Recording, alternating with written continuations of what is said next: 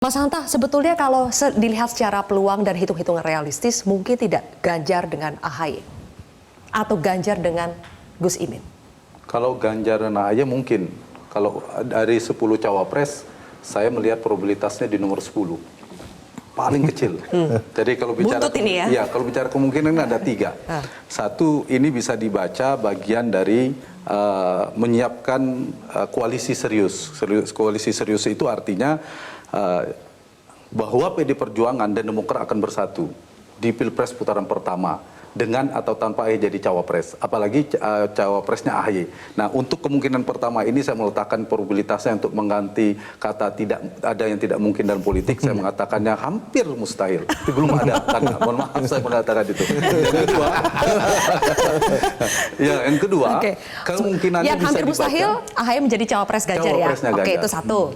Yang kedua, kemungkinan untuk prakondisi kalau kemudian Pilpres berlangsung dalam 2 putaran, maka PD Perjuangan maupun Demokrat perlu membangun komunikasi untuk bekerja sama atau berkoalisi di putaran kedua. Itu agak besar peluangnya, ada sedikit. Nah, yang ketiga, saya melihat ini yang paling besar, kemudian ketiga, kedua-duanya tidak terus serius untuk membangun koalisi, tetapi kedua-duanya punya strategi yang sebenarnya ini kalau bahasanya metode kegenitan tadi, saling menguntungkan kedua-duanya. Saya bicara dari PD Perjuangan. PDIP dengan begini positif dalam persepsi publik.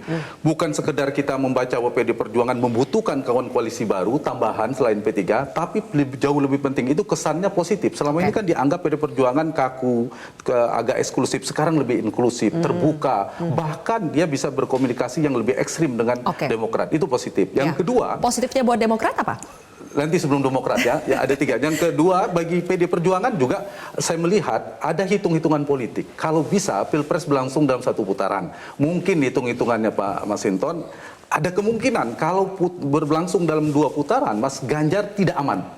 Nah, karena itu diupayakan menang dalam 1 putaran. Dan tentu dengan 1 putaran artinya cukup 2 pasangan. Itu lebih aman buat Mas Ganjar. Jadi itu juga bagian dari strategi. Sehingga ada langkah ekstrim mengajak lawan politik. Dan kata lain ada potensi, ada blok atau poros ketiga gagal maju.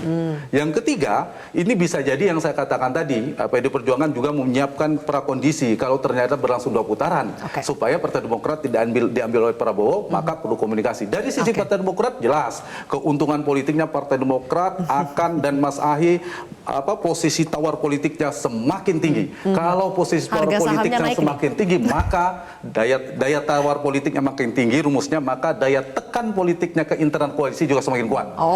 Ke luar saja diperhitungkan sebagai cawapres, masa AHY di dalam tidak diperhitungkan? Jadi ada 2 kemungkinan nanti kejadian. Satu, koalisi ini akan goyah, Yang kedua, bisa jadi dipercepat deklarasinya. Nah, kalau kejadian dipercepat seperti Mas Andi Arief membuat ada opsi kejadian, maka Mas Herzaki dan Partai Demokrat harus berterima kasih kepada PD Perjuangan Puan Maharani yang mendorong deklarasi lebih cepat. Itu opsi. Tapi kalau AHY jadi cawapres, kalau AHY tidak jadi cawapres, menurut saya opsi Demokrat juga terbatas.